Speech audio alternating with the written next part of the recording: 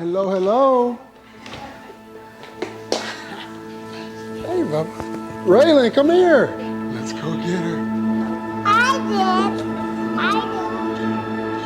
Yeah, I would say the religious part of my life growing up, aside from talking with my grandmother and her kind of just praying for me and over me, I grew up in a community with a lot of strong believers. And I was, kind of just going with the flow. I'd go to church from time to time, kind of when I had to, but just wasn't really, walking in a way that was obedient to the Lord, kind of more so just going through the motions.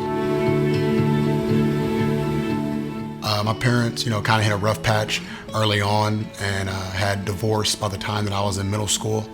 And, that was just kind of the start of when I kind of strayed in regards to, I was just really being selfish, battling with kind of issues of just control, wanting to do things my way, just kind of because of some of the things that I had dealt with, growing up and feeling like I had to be the one to make sure that I kind of stayed the course and things were going all right. When I was in middle school and high school, I'd get invited by friends or go to the just, local youth events at the church, just to kind of hang out. It was kind of turned into a nice escape for me, just, to kind of get away from some of the things that were going on at home. And it just, kind of brought an ease. It was, we had Wednesday night events, Sunday evening events. It was just a lot of fun. And it was kind of the first time where I really started to, kind of hear the gospel in a different light.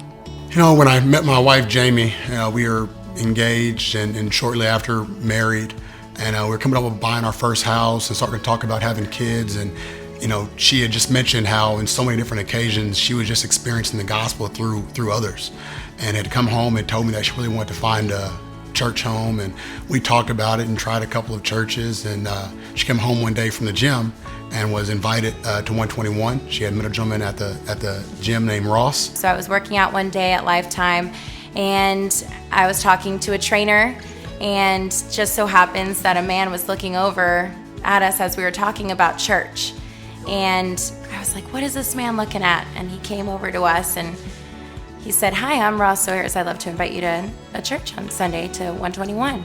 And so I went down to my office and I said, Ethan, we've got to go check out this church. So we've been at 121 now for about 5 or 6 years. And, since joining the church, we got plugged in, got invited to a life group, and just got to start walking and doing life with other believers inside the church. And then through that life group, we met Jermaine Arful, who, had asked us if we'd be willing to help out with the middle ground. And it, kind of just tugged on me, being that, doing those things in school myself, going to youth events is when I first kind of really got plugged in and started hearing the gospel, to then turn back around and get to serve in that capacity. So, volunteering and helping with him on Wednesday nights, and then also, just having the opportunity to be part of the connections team and greeting the church on Sunday mornings also. I look at my husband who works so hard and works long hours and travels a lot, but every Wednesday he makes sure that he's home on time and that our family is going to serve. It's one thing to be saved and be obedient to the Lord, but it doesn't stop there. We want to be an example for our kids.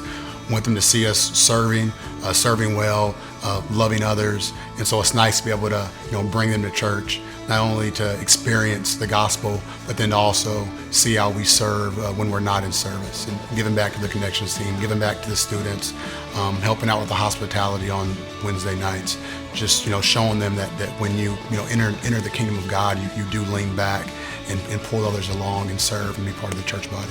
There's nothing more beautiful than watching our kids get to watch that.